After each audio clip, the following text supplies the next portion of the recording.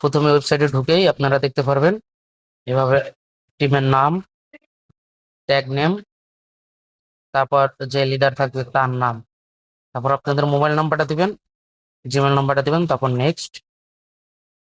নেক্সটের পরে এখানে ফেসবুক আছে।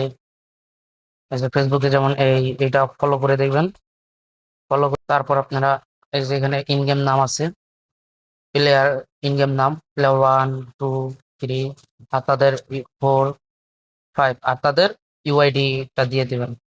তারপর সাবস্ক্রাইব করে থাকলে ইয়েস দিবেন, স্ক্রিনশট। তারপর এখানে ফাইল আপলোড করে দিয়ে সাবমিট করে দিবেন, পাল ক্লিয়ার।